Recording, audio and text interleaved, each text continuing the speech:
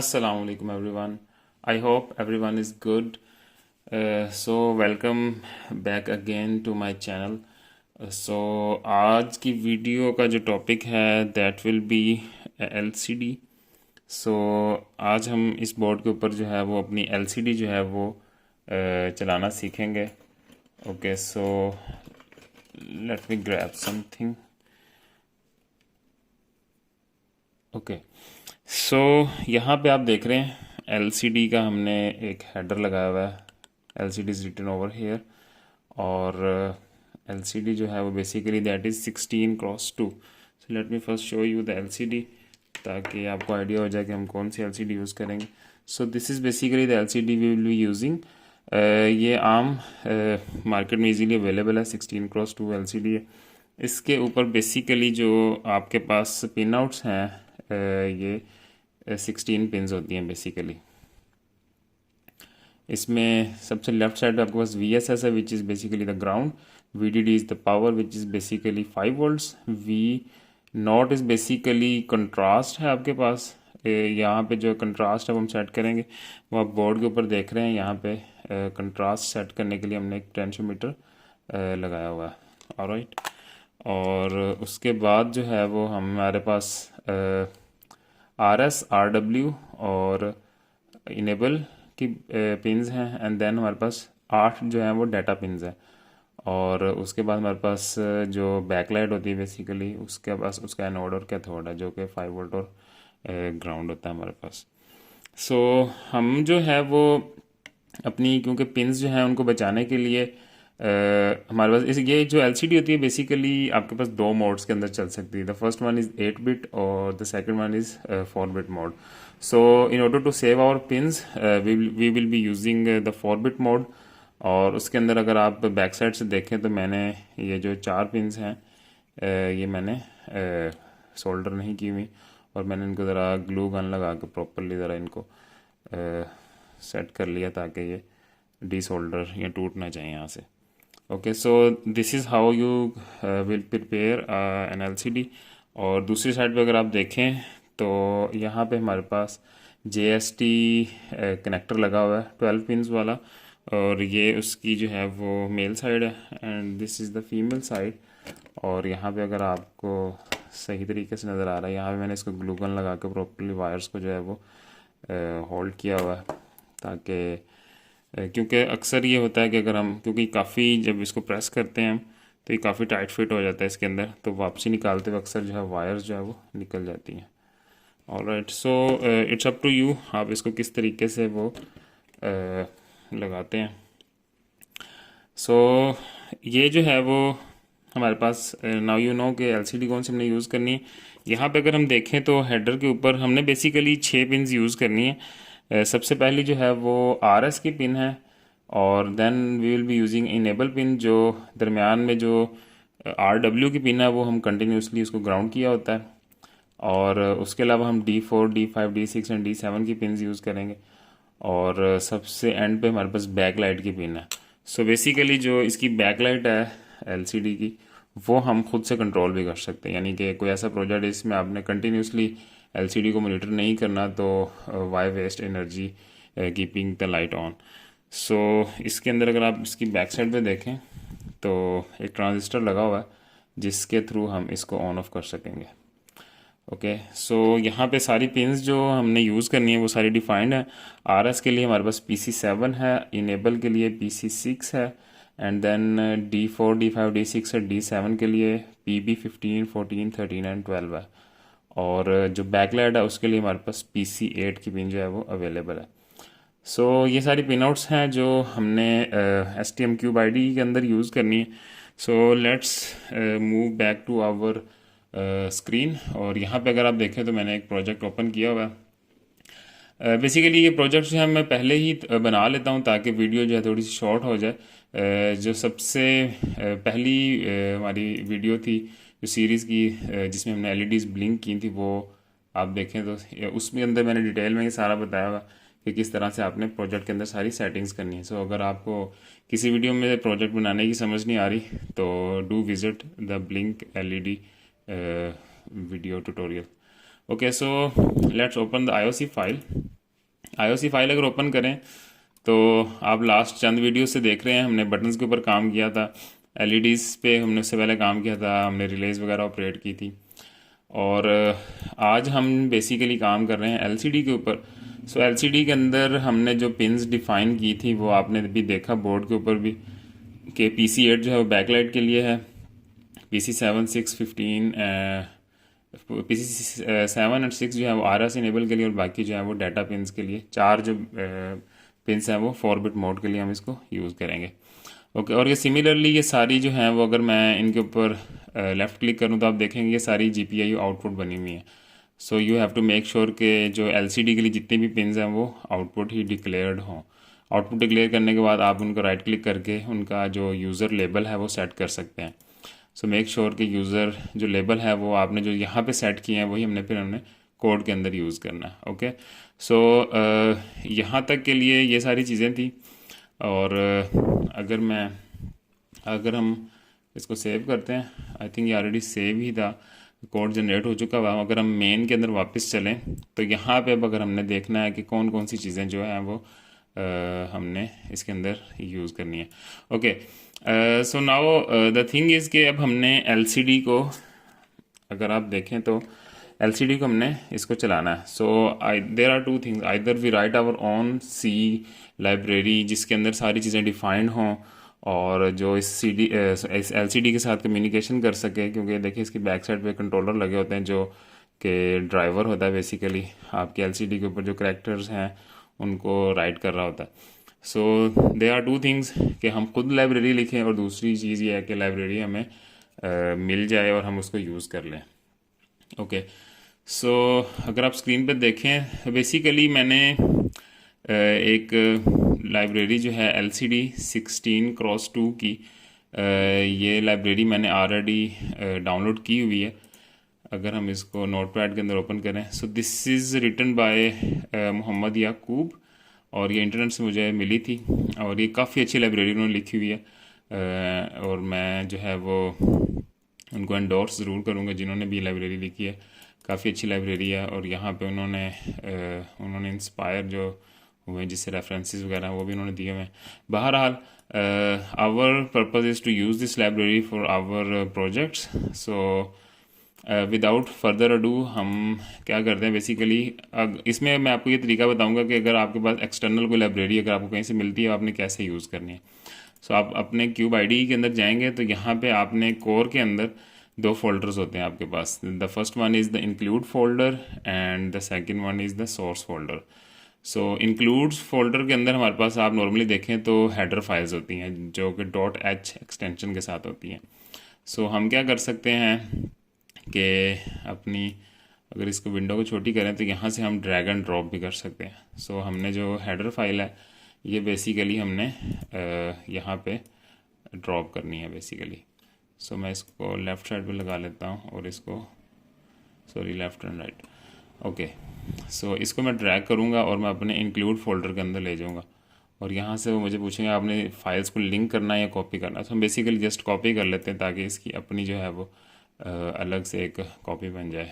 और दूसरा जो है वो सोर्स फोल्डर के अंदर हम जो LCD 16x2 है उसकी C फाइल जो है वो उसके अंदर कॉपी कर देंगे। सो ये सिंपल आपने काम करना है। ये जो लाइब्रेरीज़ हैं ये बेसिकली जो मैं कोड शेयर करता हूँ आपके साथ, डिस्क्रिप्शन के अंदर उसका लिंक होता है गिटहब का, वहाँ से आप इसको पिक कर सकते हैं कोड को। आपको बल्कि पूरा प्रोजेक्ट ही मिल जाएगा उसके अंदर, ये लाइब्रेरीज बाय डिफ़ॉल्ट उसके अंदर होंगी available. So you don't have to download it from anywhere else. Okay, so okay, अब हमने करना ये है कि हमने अपना जो मेन काम कर लिया था, हमने लाइब्रेरीज इंक्लूड कर ली हैं। उसके बाद अब हमने क्या करना है कि हमने इस लाइब्रेरी को यूज़ करना है। ओके, सो इसमें आप देखें तो जो इंक्लूड main.h ऑलरेडी इंक्लूडेड है, बट हमने जो फाइल इंक्लूड करनी होती है that should go under user code begin includes. Alright, so हम यहाँ पे लिखेंगे #include, और अगर आप कंट्रोल स्पेस दबाएं तो वो इंक्लूड को ऑलरेडी फिल कर देगा, और यहाँ पे कॉमास के अंदर हम लिखेंगे LCD, और अगर आप कंट्रोल स्पेस दबाएं तो वो उसको ऑलरेडी फिल कर देगा क्योंकि हमने इस इंक्लूड फोल्डर के अंदर ऑलरेडी ये फाइल कॉपी कर दी हुई है। ओके सो इसमें आपने बेसिक सिर्फ यही करना है कि ये एलसीडी की जो लाइब्रेरी है वो इसके अंदर इंक्लूड हो जाए। नाउ अब जो अगर हम इस फाइल को ओपन करें तो यहाँ के इसके अंदर ये सारी चीज़ें डिफाइंड हैं, और जो भी फंक्शंस हैं अगर आप राइट साइड पे देखें तो इसमें राइट का फंक्शन है, और उसके अलावा 8 बिट 4 बिट इनिशियलाइज़ करने का। हम क्योंकि पिंस बचा रहे हैं अपनी एलसीडी के ऊपर तो हम 4 बिट्स के अंदर इसको यूज़ करेंगे। आल्दो इससे स्पीड स्लो हो जाती है डाटा राइट करने की, बट इतनी फास्ट हमें वैसे भी ज़रूरत नहीं होती। So it doesn't make a difference कि आप 8 बिट को यूज़ करें या 4 बिट्स को यूज़ करें। एनी हाउ उसके अलावा आपके पास सेट कर्सर है, उसका फंक्शन है एलसीडी फर्स्ट लाइन का, सेकंड लाइन का, और उसके अलावा डिफरेंट कर्सर शो आपने करना है या नहीं करना, क्लियर करनी है, और लेफ़्ट शिफ्ट करनी है, राइट शिफ्ट करनी है, प्रिंट करना है। सो बेसिकली हमारे पास जो मेजर हम यूज़ कर रहे होते हैं मोस्टली जो वो तो ये तो है कि हम यहाँ लाइन 1 लाइन 2 यूज़ कर रहे होते हैं, और उसके अलावा हम एलसीडी का जो कर्सर है उसको ऑफ करने के लिए यूज़ करते हैं, क्लियर करने के लिए यूज़ करते हैं, और प्रिंट एफ जो है वो हमारे पास नॉर्मली यूज़ हो रहा था। प्रिंट एफ सबसे ज़्यादा यूज़ होता है क्योंकि हमने डाटा जो है वो एलसीडी के ऊपर इसके थ्रू ही जो है ना वो प्रिंट करना होता है। और उसके अलावा अगर आपने एलसीडी के ऊपर किसी स्पेसिफिक जगह के ऊपर कर्सर लेके जाना तो ये फंक्शन हम यूज़ करते हैं एलसीडी कर्सर, और यहाँ पे इसकी दो रिक्वायरमेंट्स होती हैं, दो पैरामीटर्स इसको चाहिए होते हैं। The first one is the row and the second one is the column. Alright, और अगर इसके ऊपर आप डिस्क्रिप्शन देखें तो यहाँ थोड़ा सा लिखा हुआ है कि जो रो पैरामीटर है वो 0 हो सकता है या 1 हो सकता है।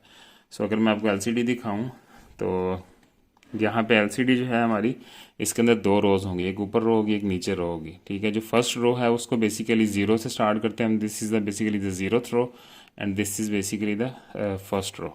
जो सेकंड रो है वो एक्चुअली में फर्स्ट रो है। और इसी तरह हमारे पास यहाँ पे 16 कॉलम्स होते हैं basically. So the first column starts with 0 and the last column starts with 15 number.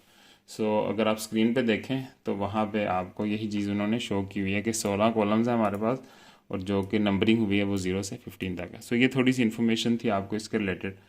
Okay, so let's back to our main code. और हमने क्या किया है कि अपना जो हेडर फाइल है वो इंक्लूड कर लिया, हम इसके फंक्शंस यूज़ कर सकते हैं। ओके, तो सबसे पहले हमने यूज़र कोड जो 2 है, बेसिकली हम वाइल लूप से पहले ही यहाँ पे जो इनिशियलाइजेशन करनी है, यानी कि एलसीडी को चलाना है, उसके मतलब जो नॉर्मल प्रोसीजर होता है उसको इनिशियलाइज करने का, वो हमने वाइल लूप से पहले करना है क्योंकि वो सिर्फ एक ही दफ़ा होना होता है। सो यहाँ पे जो है वो बेसिकली हम सबसे पहले जो फंक्शन है एलसीडी इनिशियलाइज का, अगर मैं एलसीडी लिखूँ और कंट्रोल स्पेस दबाऊँ तो मुझे वो सारे फंक्शंस जो lcd.c जो फाइल थी उसके अंदर वो सारे मुझे यहाँ पे शो कर देगा। तो इसमें मैं अगर इसको सिलेक्ट कर लूँ एलसीडी इनिशियलाइज 4 बिट्स, तो यहाँ पे आप देख रहे हैं ये मुझसे काफ़ी ज़्यादा पैरामीटर्स जो है वो डिमांड कर रहा है। सो सबसे पहला जो पैरामीटर है वो मुझसे पूछ रहा है कि पोर्ट जो है वो RS और इनेबल की है। सो अगर आप बोर्ड के ऊपर देखें तो यहाँ पे हमने RS और इनेबल जो है ये बेसिकली PC7 और PC6 के साथ लगे हुए, यानी कि पोर्ट C दोनों के साथ, दोनों की पोर्ट C ही है। सो इसमें हमने पोर्ट C जो है वो सिलेक्ट करनी है। सो पोर्ट C सिलेक्ट करने की ज़रूरत नहीं है, हम दोनों में से बेसिकली अगर हम सिंपली लिख दें RS पिन और उसकी GPIO पोर्ट सेलेक्ट कर लें कंट्रोल स्पेस दबा के, तो बेसिकली वो RS की भी वही पोर्ट है और इनेबल की भी वही पोर्ट है। और उसके बाद वो हमसे पूछ रहा है कि RS की पिन कौन सी है। सो हमें RS पिन लिखने की ज़रूरत नहीं, हम सिर्फ लिखेंगे RS और यहाँ से हम RS पिन सिलेक्ट कर लेंगे। सिमिलरली इनेबल पिन है तो हमने EN लिखेंगे और ये इनेबल पिन को सिलेक्ट कर लें। अब आप अगर आपको समझ नहीं लग रही कि ये जो वर्ड्स हैं इनेबल EN RS ये कहाँ से आ रही है, बेसिकली हमने IOC फाइल के अंदर यहाँ पे डिफ़ाइन किए हैं। सो ये वही जो यूज़र लेबल्स हैं ये वहाँ पे हमें शो हो जाते हैं, वहाँ पे हम यूज़ कर सकते हैं। सो इनका मकसद ये होता है कि आप इनको प्रॉपर अच्छा सा नाम दें जो कि आपको याद भी रहे और आप इजीली अपने कोड के अंदर उसको यूज़ भी कर सकें। So let's go back. यहाँ पे इनेबल पिन हमने लिख लिया। उसके बाद वो हमसे पूछ रहा है कि पोर्ट है वो 4 to 7 यानी कि D4 से लेकर D7 तक जो पिन्स आपने यूज़ किए, अगर आप बोर्ड के ऊपर दोबारा देखें तो यहाँ पे आपको नज़र आ रहा होगा जो D4 D5 D6 D7 वो PB 15 14 13 एंड 12 के साथ लगे। सो बेसिकली सब की एक ही पोर्ट है which is PB port B। सो हम यहाँ पे पोर्ट बी सेलेक्ट करेंगे, या बेसिकली हम सिंपली D4 लिखें, क्योंकि सॉरी D4, और यहाँ पे उसकी पिन पोर्ट हम सेलेक्ट कर लेंगे। सो D4 D5 D6 D7 सब की एक ही पोर्ट है। उसके बाद वो हमसे पूछ रहा है D4 पिन क्या है, तो हम सिंपली D4 अंडरस्कोर पिन लिख देंगे, and then D5 pin, and then D6 pin, और लास्ट में हमारे पास D7 की पिन आ जाएगी। सॉरी मैंने सारे को सिलेक्ट कर लिया, D7 अंडरस्कोर पिन। सो ये इसका इनिशियलाइजेशन प्रोसीजर है कि आपने उसको बता देना RS कौन सी है, पिन इनेबल कौन सी है, और पोर्ट्स वगैरह सारी चीज़ें बता देनी है। अब हम इस फंक्शन से हमारी जो है वो LCD इनिशियलाइज हो जाएगी। इसके बाद हम लेट से हम थोड़ा सा जो है वो डिले दे देते हैं इसके अंदर, और उसमें हम लिख देते हैं हॉल डिले, लेट से हम 50 मिली सेकेंड का डिले दे देते हैं। सो हमने 50 मिली सेकेंड का डिले दे दिया जस्ट फॉर स्टेबिलिटी कि हमारी फर्दर कोई फंक्शन या कोई डाटा भेजने से पहले हमारी LCD जो है वो इनिशियलाइज हो चुकी हो प्रॉपरली। उसके बाद हम सबसे पहला मेजर काम ये होता है कि हमने LCD को क्लियर करना है, तो हम लिखेंगे LCD अंडरस्कोर क्लियर, और इसको हम क्लियर, इट मीन्स कि अगर कोई इनिशियलाइजेशन करने के बाद कोई गार्बेज कोई कुछ चीज़ें शो हो रही हैं LCD के ऊपर, तो वो जस्ट क्लियर हो जाए हमारी LCD। और उसके बाद हम दूसरा काम ये करेंगे कि अपना जो कर्सर है उसको ऑफ कर देंगे। तो इसको हमने फॉल्स कर देना, राइट, ठीक है। सो इसके बाद ये हमारी इनिशियलाइजेशन हो चुकी है प्रॉपर। अब लेट से हम कुछ लिखना चाहते हैं।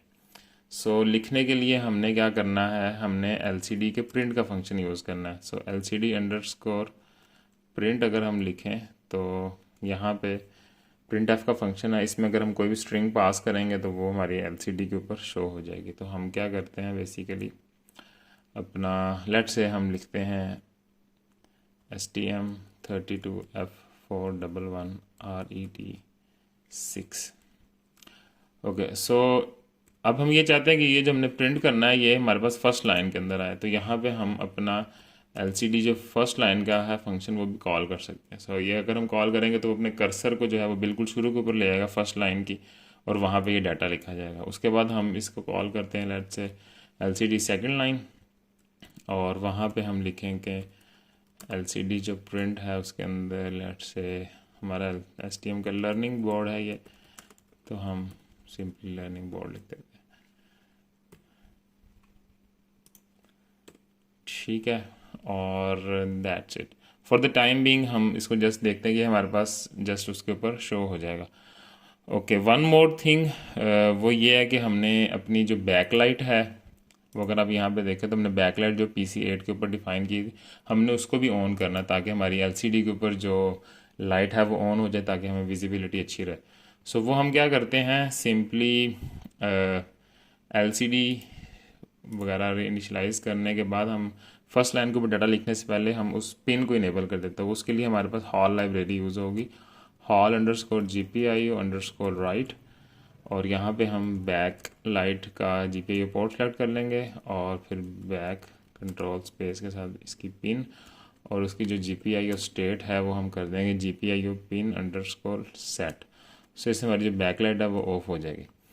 Okay, so just to give you a demo, हम क्या करेंगे, इसको LCD को की बैकलाइट जो है वो हॉल डिले थोड़ा सा डिले दे के, लेट से हम 5 सेकंड का डिले देते हैं, और उसके बाद हम इसको ऑफ कर देंगे। सो सेट के बाद हम इसको रीसेट कर देते हैं। So that's it. अभी हम वाइल के अंदर अपना कोई कोड नहीं लिख रहे, हमने सिर्फ थोड़ा सा काम किया है, वो ये है कि जब वो हमारा कोड चलेगा और वो हमें यहाँ पे शो कर देगा।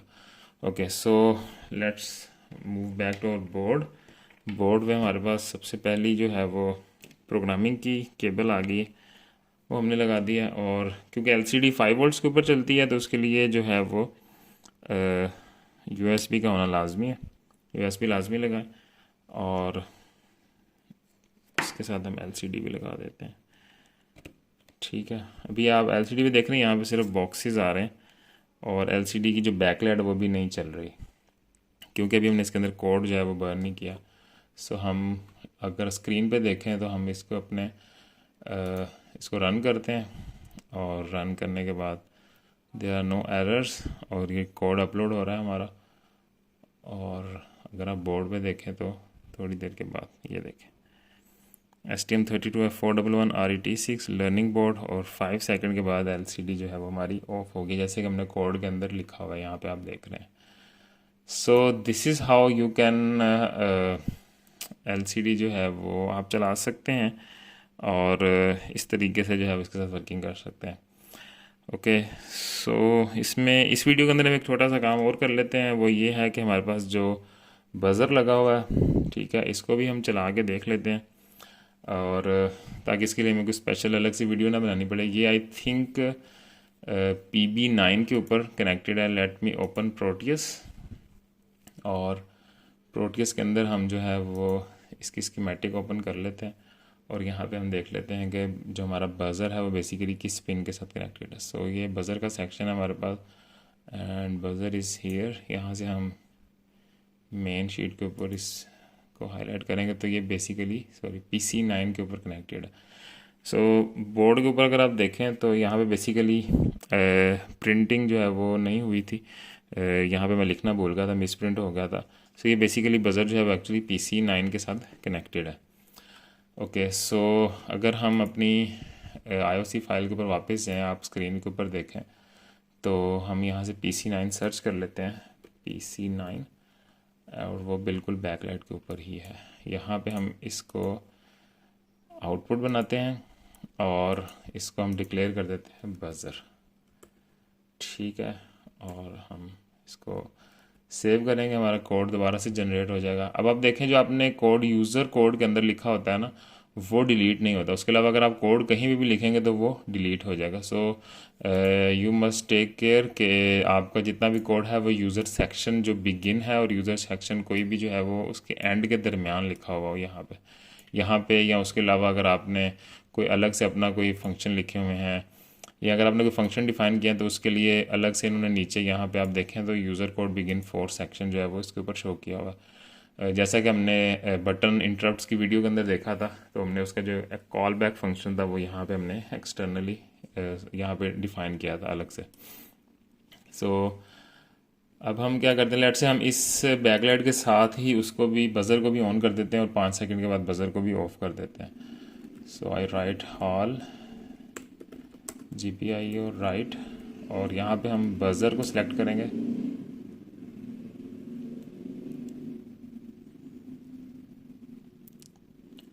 और GPIO पोर्ट इसकी सिलेक्ट कर लेंगे, और उसके बाद हमारे पास बज़र यहाँ पे जो है वो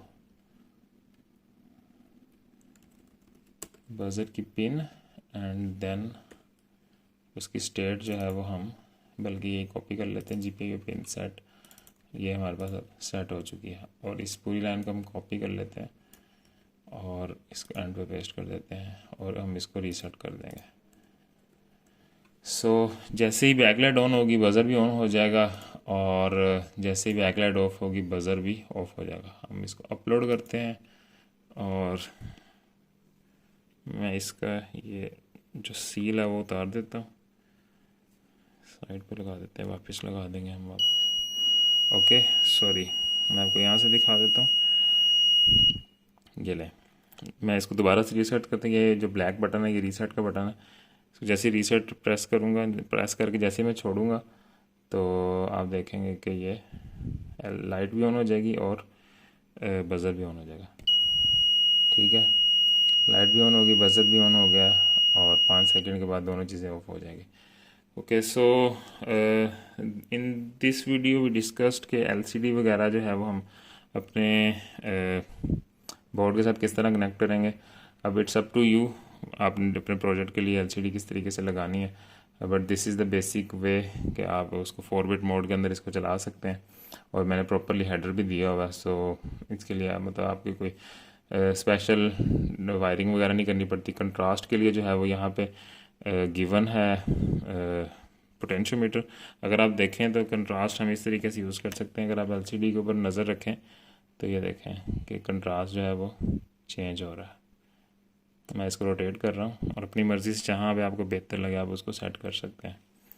all right, so I think that is it for today's video. अगर आप अपनी लर्निंग के लिए बोर्ड परचेज़ करना चाहते हैं तो मेरा व्हाट्सअप नंबर जो है वो कॉन्टैक्ट के सॉरी डिस्क्रिप्शन के अंदर गिवन होगा कॉन्टैक्ट नंबर, और वीडियो के एंड के ऊपर भी होगा available. Hopefully everything everyone is alright. And next जो है वो टॉपिक होपफुली हम आई थिंक सीरियल कम्युनिकेशन के ऊपर होपफुली काम करेंगे। And until the next video, take good care of yourself। अगर आपको वीडियो अच्छी लगी है तो अपने दोस्तों के साथ, अपने कोलीग के साथ शेयर करें। And if you are new to the channel, do subscribe and press the bell icon, ताकि जो भी वीडियोस लेटेस्ट आती हैं आपको उसका पता चलता रहे। एंड टेक केयर, अल्लाह हाफिज़।